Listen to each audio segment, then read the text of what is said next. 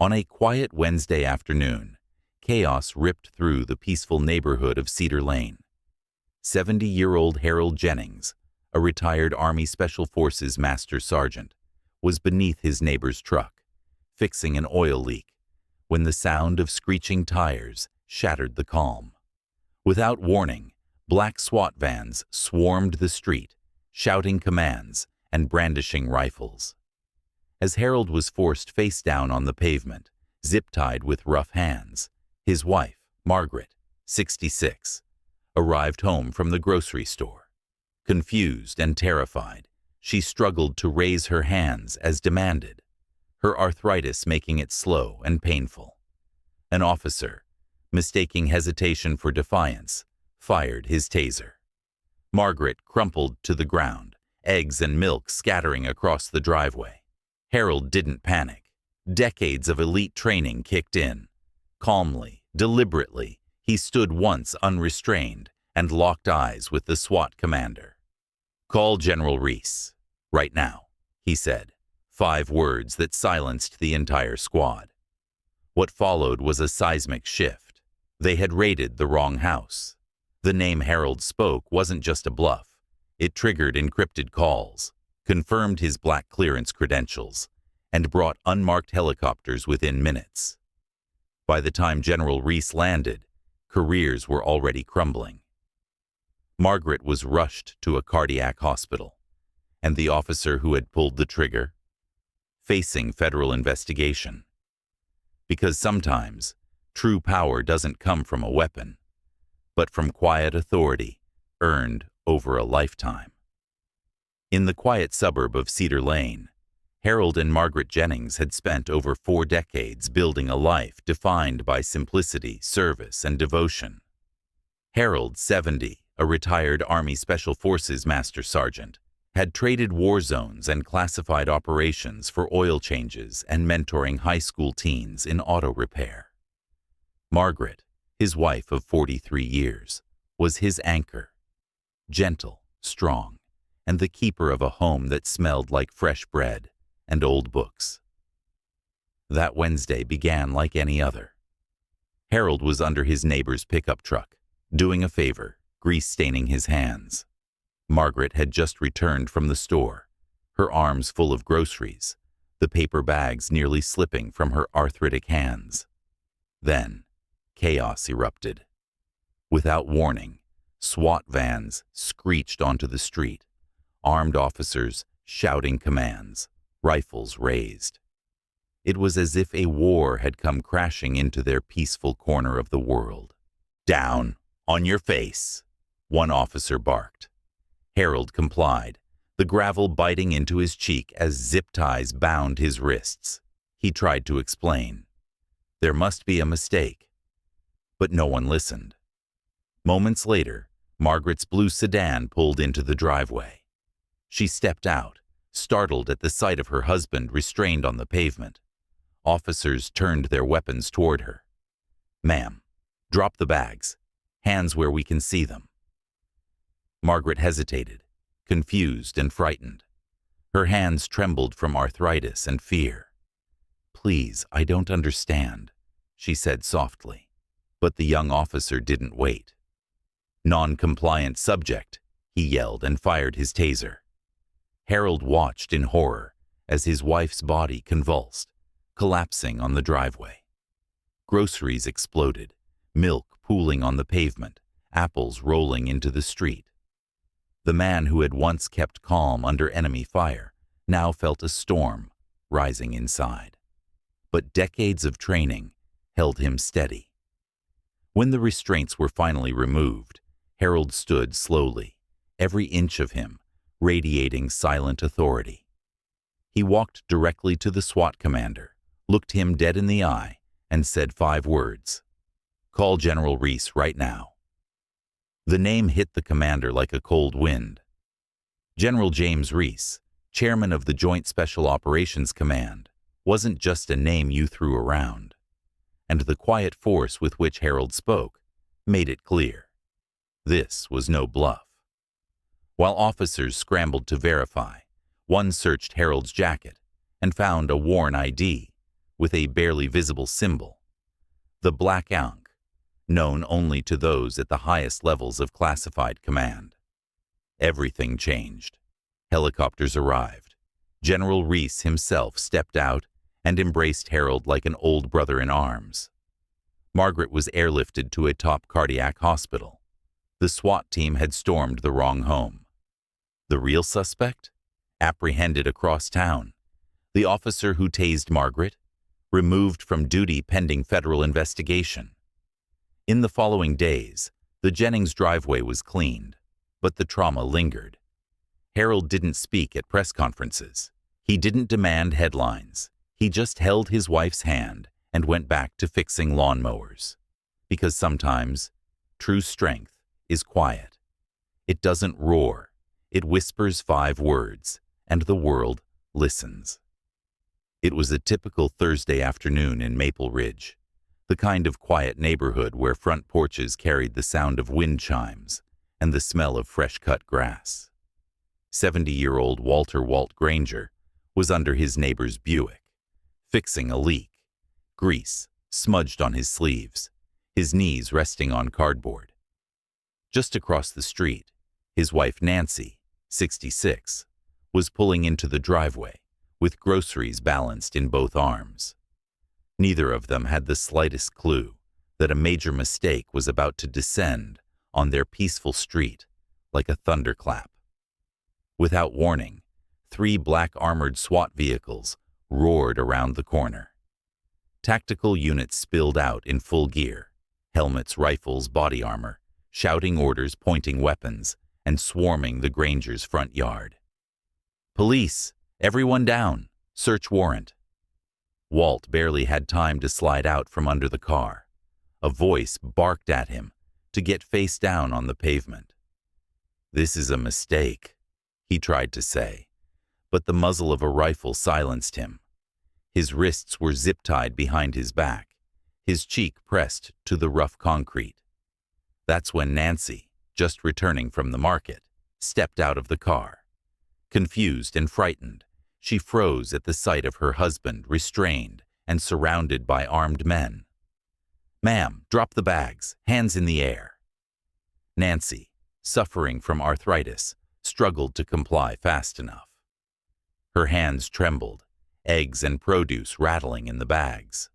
One officer, a young man likely no older than their grandson, yelled, "Non-compliant subject," and pulled the trigger on his taser.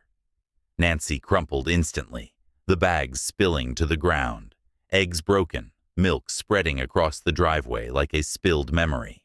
Walt's heart nearly gave out at the sight, but he didn't scream, didn't fight. Instead, he looked up with ice in his eyes and said 5 calm words to the SWAT commander. "Call General Mark Riley now." Silence fell. The commander paused, clearly rattled. "Who?" "General Mark Riley, Joint Special Operations Command," Walt said, still restrained, but now unmistakably in control. "You've got 2 minutes, and you'd better call a medic for my wife while you're at it." Skepticism turned to alarm when one officer pulled a leather ID from Walt's jacket and spotted something almost no one ever sees: the faint black ink symbol, a classified mark reserved for operatives at the highest levels of U.S. military command. Within moments, everything changed. The guns lowered. Dispatch confirmed they had raided the wrong house, 124 Maple Street, not 124 Maple Avenue.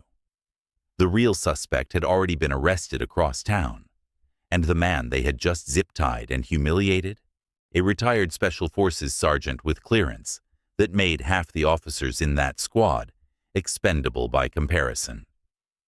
10 minutes later, 2 unmarked helicopters landed. Out stepped General Riley himself.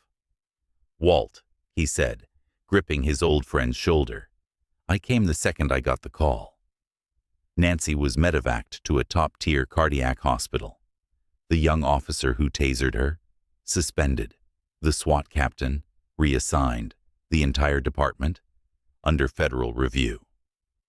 Back home a few days later, Walt sat beside Nancy's hospital bed, holding her hand as monitors beeped quietly in the background. He didn't want headlines. He just wanted peace restored. Because Walt Granger didn't need to shout. He only needed 5 words, and the whole system stopped. "I don't bluff, Captain."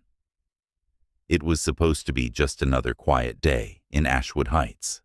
Retired Master Sergeant Leonard Len Briggs was under his neighbor's Dodge Ram, helping with an oil change like he had countless times before.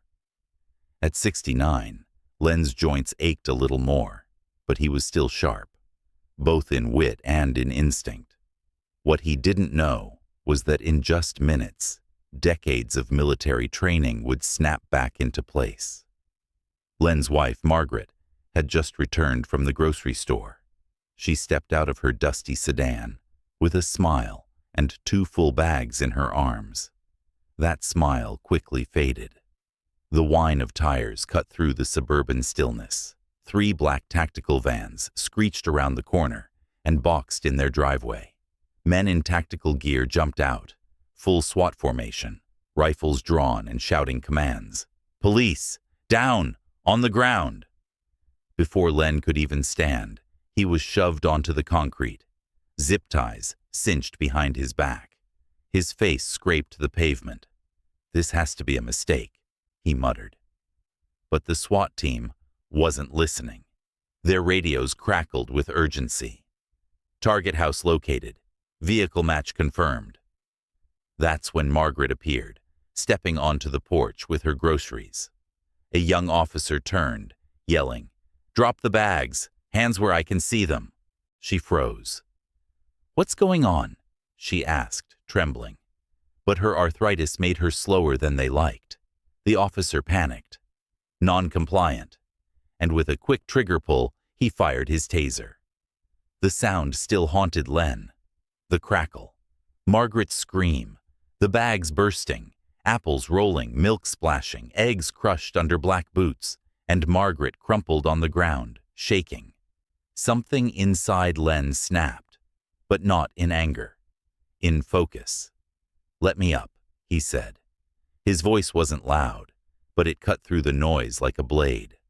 The SWAT captain, an older officer named Captain Barnes, gave a hesitant nod. Len stood up slowly. He didn't rush to Margaret. Not yet. First, he walked straight to the captain, grease still on his hands, calm in his eyes. "Call General Clay Reynolds. Now."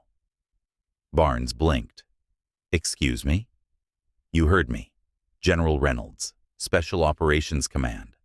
I suggest you call him before this becomes the worst day of your career."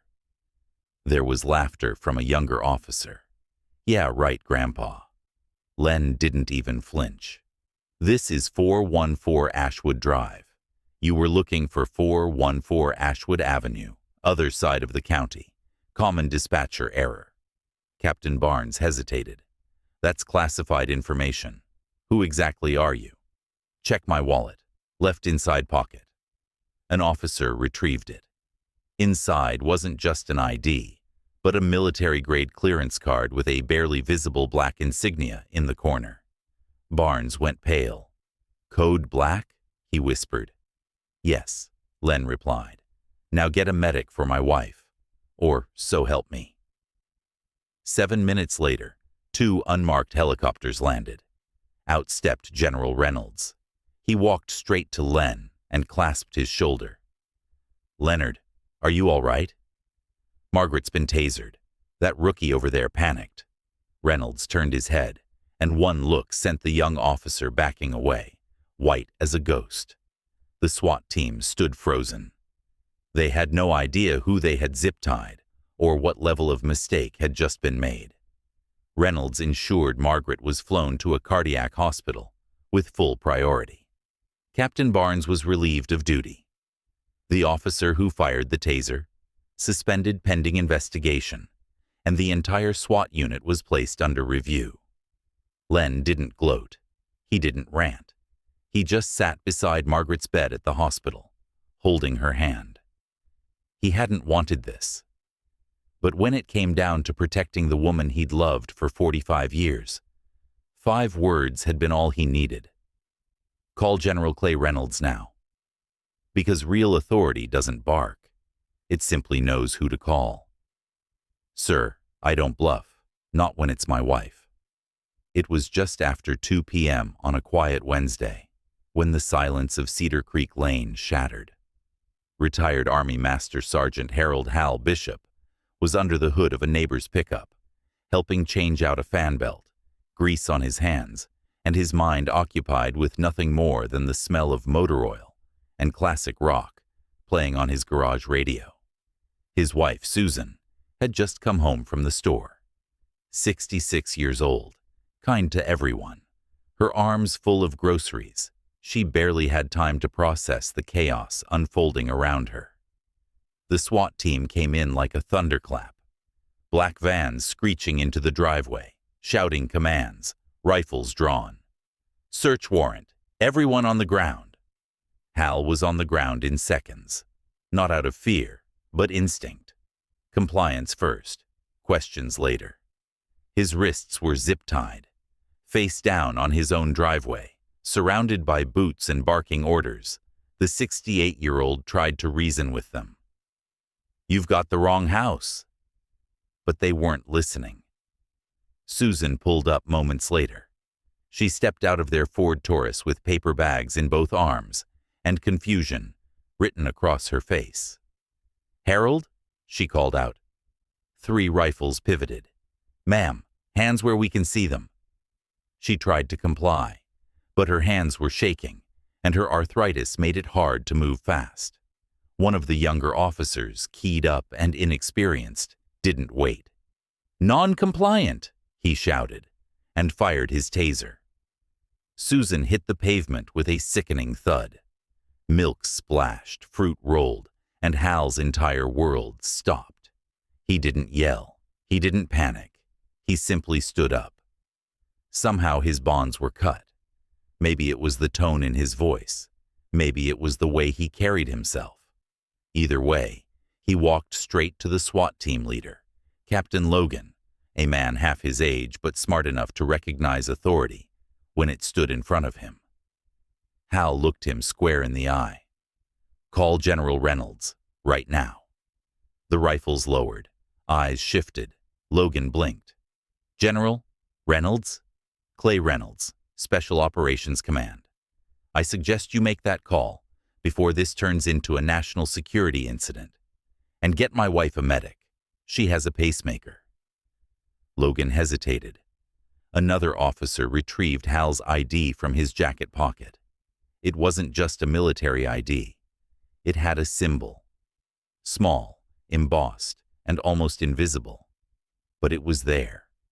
A black ankh. Clearance so high, most of the unit didn't even know what it meant.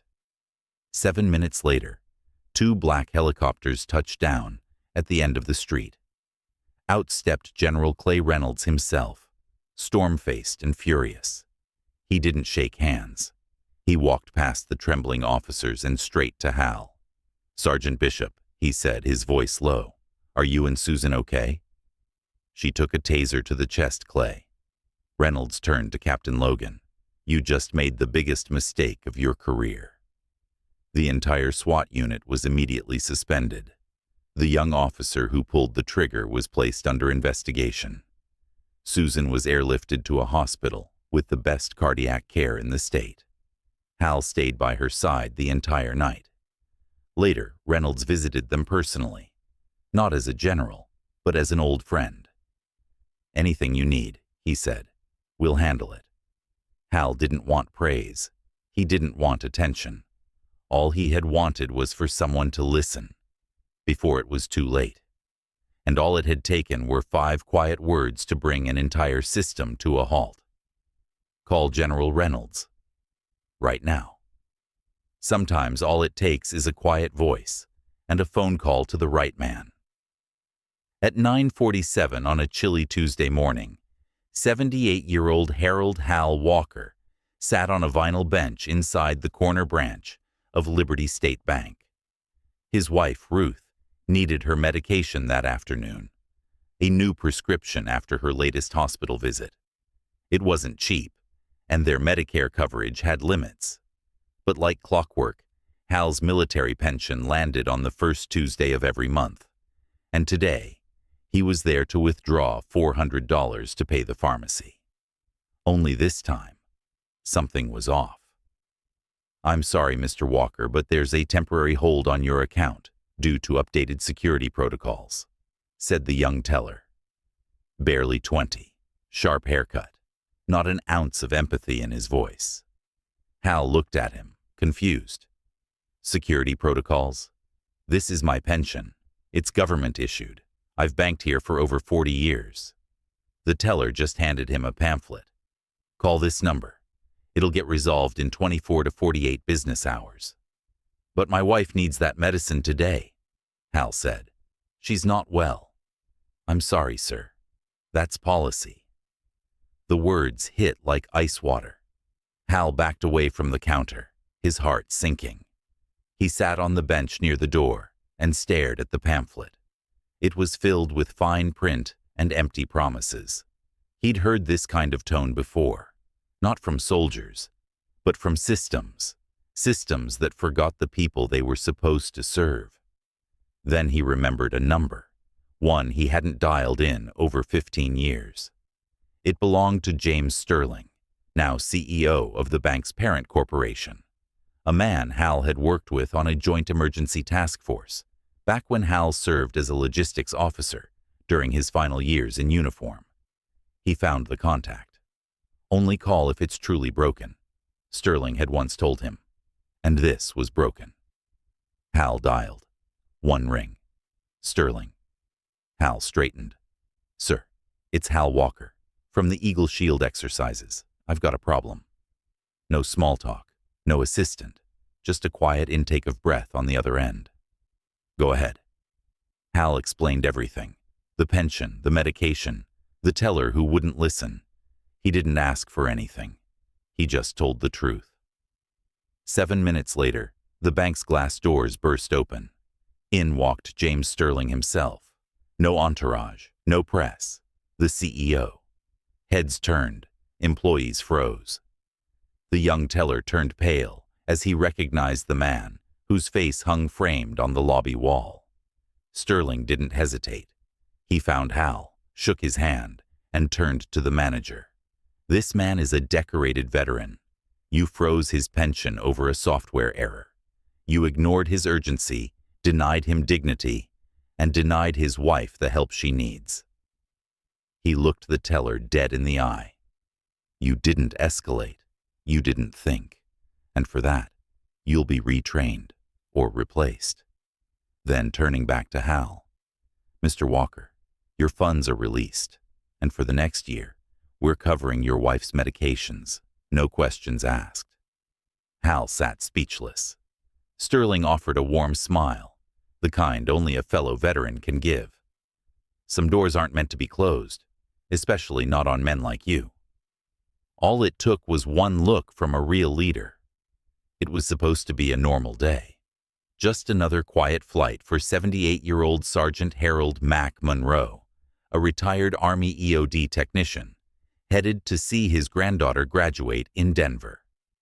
But at the TSA checkpoint, it all went wrong. A young agent with too much power and too little wisdom looked at Mac's prosthetic leg, advanced, military-issued, titanium, and saw not sacrifice, but suspicion. He laughed. "Looks like something from a sci-fi movie," he sneered. "Are you smuggling spare parts?" Mac said nothing. Years in uniform had taught him how to keep calm under pressure. But nothing had prepared him to be mocked for the very limb he gave to serve his country. Then, 9 minutes later, the cockpit opened. Captain David Thorne, former Air Force, now the pilot of Flight 217, walked straight to Mac and rendered a formal salute. And in front of a stunned crowd, he upgraded Mac to first class with these words, "It's the least we can do for what you've given us." Sometimes, honor isn't found in systems or uniforms. It's found in individuals who choose to do the right thing, even when no one is watching. Have you ever seen a moment of true leadership? Share it in the comments. And if you believe our veterans deserve more than just words, subscribe to help their stories be heard.